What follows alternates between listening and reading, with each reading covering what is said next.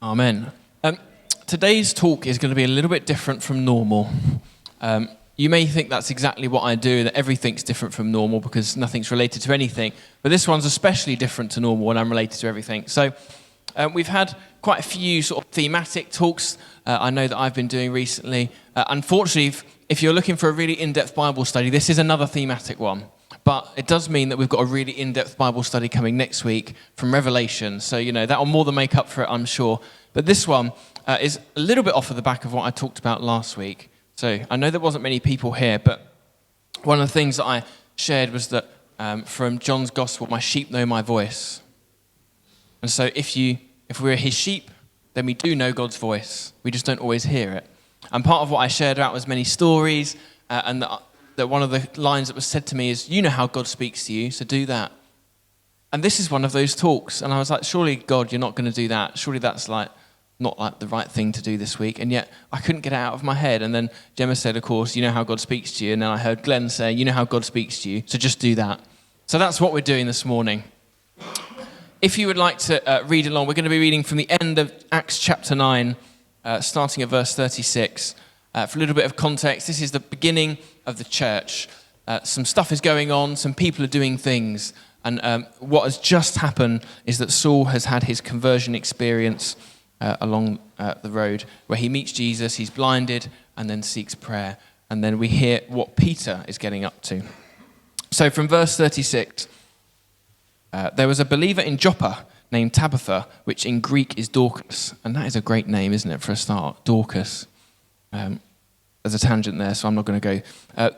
She was always doing kind things for others and helping the poor. About this time, she became ill and died. The body was washed for burial and laid in an upstairs room. But the believers had heard that Peter was nearby in Lydda. So they sent 2 men to beg him, please come as soon as possible. Peter returned. As soon as he arrived, they took him to the upstairs room. The room was filled with widows who were weeping and showing him the coats and other clothes Dorcas had made for them. But Peter asked them all to leave the room. Then he knelt and prayed, turning to the body and said, get up, Tabitha. She opened her eyes. When she saw Peter, she sat up. He gave her his hand and helped her up. Then he called in the widows and all the believers and presented her to them alive. The news spread throughout the whole town and many believed in the Lord. And Peter stayed a long time in Joppa, living with Simon, a tanner of hides. So, a slightly random story, you might think. I thought it was quite random as well when I was coming to prepare this talk, and I didn't really know what I was going to say. And I was trying umming and ahhing, and as you do, about these things. And the bit that really stood out to me was that last verse. And the news spread throughout the whole town, and many believed in the Lord. And Peter stayed a long time in Joppa, living with Simon the tanner. And it links nicely to what has been going on a lot at the moment. Things that I've been seeing on social media, some stuff that Reg shared on the group page, some things that we've been talking about as a leadership team, the likes of Nikki Gumbel sharing different things about this thing behind me, a Bible Society study. Cool, that's hard to say, isn't it? And this all feels very culturally relevant. It feels like this has really appeared at the right time, as it were. And so I thought, rather than do the normal, we're going to break normal and spend a little bit of time looking at this study. This isn't going to be as boring as you might think it is, by the way. So,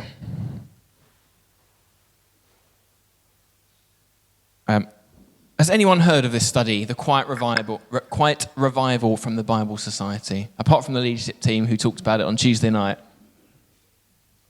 No, exciting. Well, I love a good stat.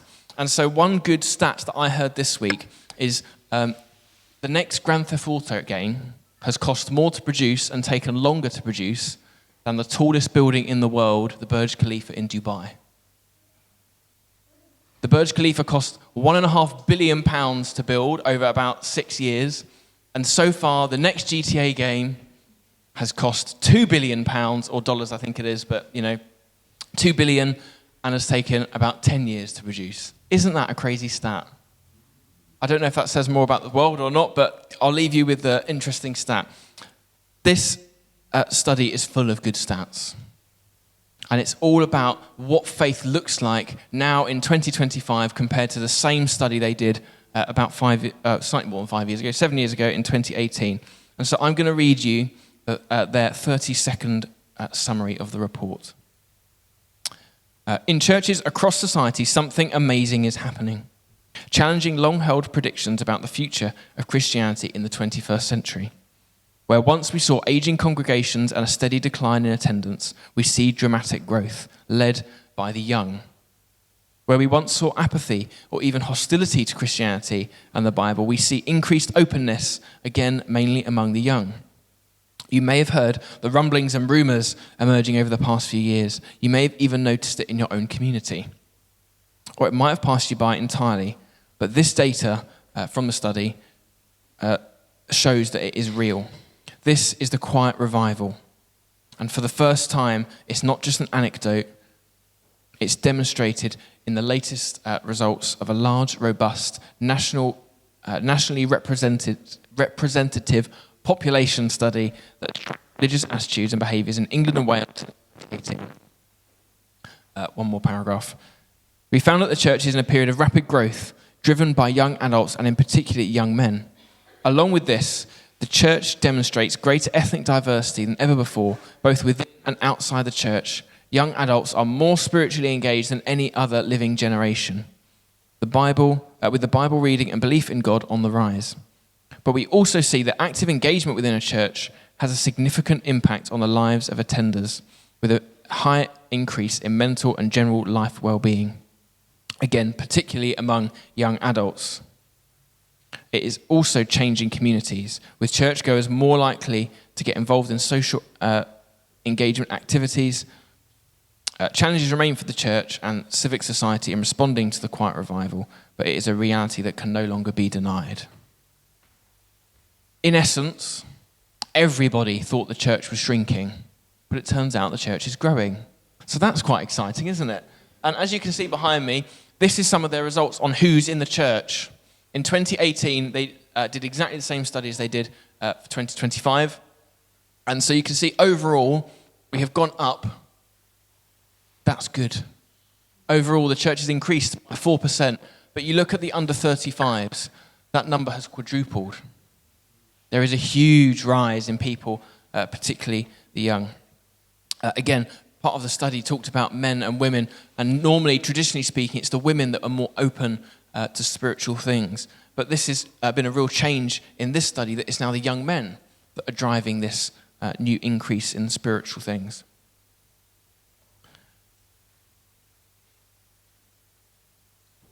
This is an increase as well of 56%. That's quite good, isn't it, as a stat? I'm going to hit you with loads more stats now. So if we can go on to the next slide. These are some of the things that I found really interesting. Hopefully you can read those okay, and I'll try not to waffle on too much, but this kind of helps paint the picture of where we are. So 34% of 18 to 24-year-old non-churchgoers would attend a church if invited by a friend. So that means if you invite 3 people, one of them is coming to church. Does that seem high to you? I don't know. It was something that really surprised me as I read it. 1 in 3 non-churchgoers would attend church if invited by a friend. Secondly, this is a really complicated one, I think. Oh no, maybe not. 27% of adults say that they are 27% of adults that say they are Christian but don't regularly go to church, compared to 32% in 2018. Oh, this is the backwards one. This one really confused me, and the one I was trying to explain to the leadership team but couldn't find. People that say they are a Christian are going to church more, is basically what that means, which is a confusing way of doing it. It's a bit backwards. 27% of adults that say they're a Christian but don't regularly go to church, which basically means that those who are Christian and not going to church, that number has decreased, which means that more adults are going to church that are Christian. That kind of makes sense. It's a really interesting stat, but it's backwards, isn't it? Yeah. 35% of 18 to 24-year-olds say there is definitely a God/God's higher power. And then on to the next one, please, Anne. 75% of churchgoers agree that their life feels meaningful, compared to 49% of non-churchgoers. That is a lot higher, isn't it? 69% of churchgoers agree they feel hopeful about their future, compared to 46% of non-churchgoers. And all of these trends are slightly bigger as well in the under 24 category, which is this next one's about. 47% of 18 to 24-year-old non-churchgoers agree that it is a positive thing for Christians to talk about their faith with non-Christians. Half of young people want to talk about their faith. Half of non-Christians want Christians to talk about their faith with them. Again, I've read that and I just thought that seems high, but I've done a study on it. This is the reality. This isn't an anecdote. This isn't some story anymore, but this is a real tangible thing based up, supported by facts and evidence. The last one, I think, Anne, thank you. 31% of non-churchgoers say they would attend if invited by a friend or family member, including 34% of 18 to 24-year-olds. I thought that stat was obviously so good that I've put it in twice, so there you go, you've got that one again. 36% of 18 to 24-year-olds say they're interested in discovering more about the Bible, an increase of 10% since 2018. Again, a third of young people would like to know more about the Bible. A third. 63% of 18 to 24-year-old non-churchgoers say they would be happy for a Christian friend to pray for them, compared to 52% of those aged over 55. Even looking at that 52% stat, again, half, 1 in 2, every other person would like you to pray for them. Particularly among young people, it's almost 2 in 3. 2/3 of people under the age of 24 that aren't Christians would like a Christian to pray for them. Isn't that so? That excites me. Does it excite you? Or are you all slightly baffled by it? I know it's a lot of numbers. It's too early for a Sunday morning having numbers, I know, especially with the hot weather. This really reminds me of many maths lessons at the top of a really, really hot building, but there you go. So there are some feedback and points for reflection that the Bible Society outline that are particularly interesting and helpful. One of them, which again, for the sake of this, isn't particularly relevant, but they say that government and sort of organisations now need to pay more attention to what Christians want because there are more Christians around.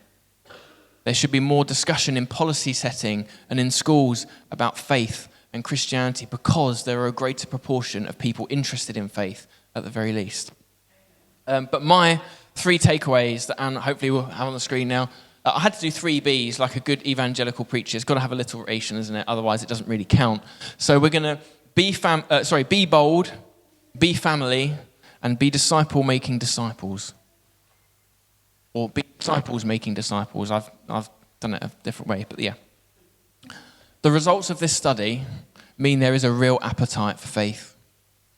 People are excited about what the future holds for faith and spiritual things, again, particularly among the young, but this is true across the generations as well. And so, as we're kind of thinking about that slightly unrelated seeming Bible passage in Acts, actually, the bit that really spoke to me was those bottom 2. Peter was really doing the family bit, and he was doing the disciple-making disciples bit. He was in a different village, and 2 relative strangers, I assume, came up to him and said, "Oh, by the way, Tabitha's just died. Could you come and pray for her?" And like a normal person, he would have probably gone, "No, she's dead, you know. That's not going to work. I'm not a doctor. You're calling the wrong person here." But of course, he's got this boldness. He's got this sense in him, presumably, like Jesus did, that there's some work to be done here. Maybe he was full of compassion. Maybe he just thought, I know, I've got God on my side, let's give it a go. I don't know what the reason is. We may not ever know. But he was certainly very bold in his approach. Because not only does he go there, he then says, "Tabitha, get up." You know, how many of our prayers look like "Tabitha, get up"? It's normally like, "Dear Lord Jesus, if it so beeth your will, please may you enlighten me with what to do on the next stage of this prayer ministry." You know, I'm being slightly facetious and slightly silly on purpose, but it's really interesting. He learns from Jesus and says, "Tabitha, get up." We need to be bold like Peter was bold. We need to have that inner sense that you know that what I talked about last week, that God is at work and doing something. Because God is at work and doing something, because we just read the stats. We just read about the appetite and the excitement of what God is doing among the young especially. And so we need to have that boldness to go, all right, go on then, I'll pray for someone. After all, half of non-churchgoers would like to be prayed for. A 50% success rate sounds pretty good, doesn't it, when you think about it?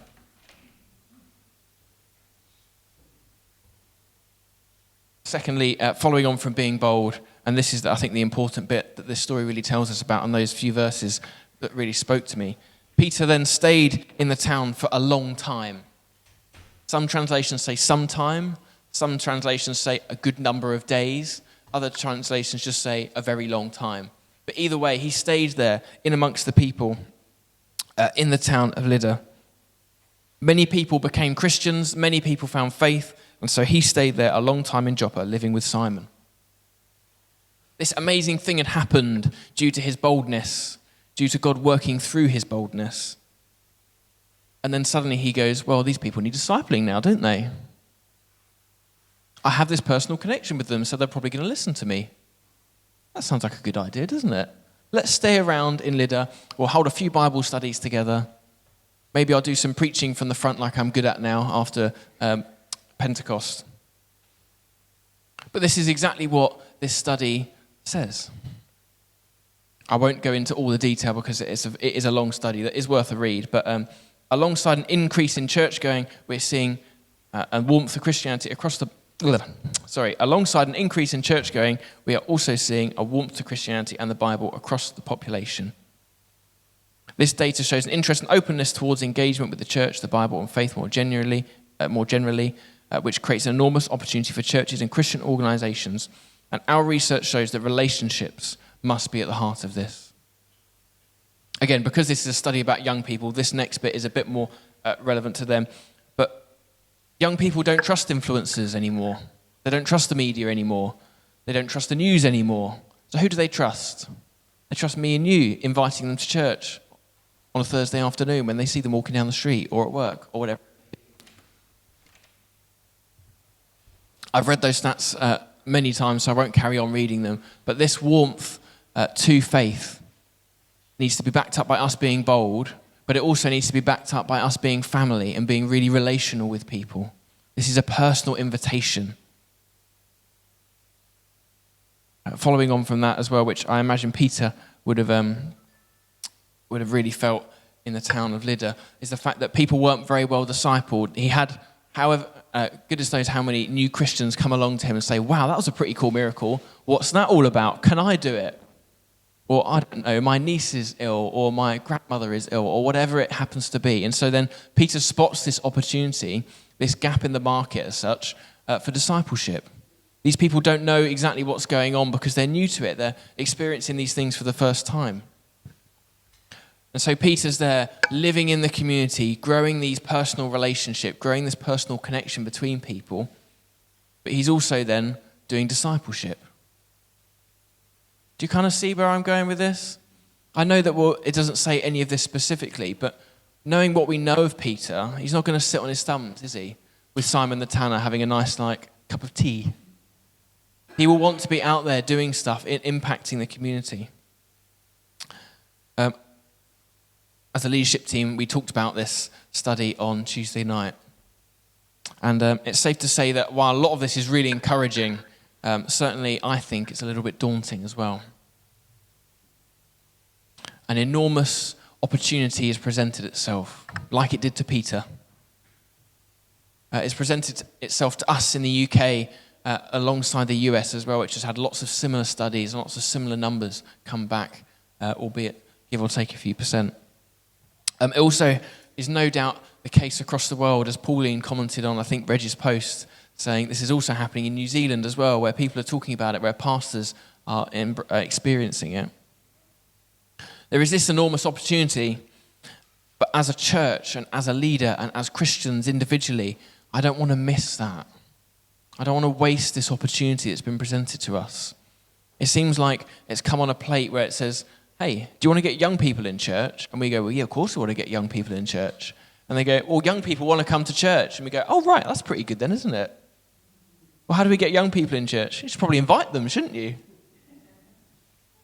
Again, it sounds silly, but this is kind of what this study is showing.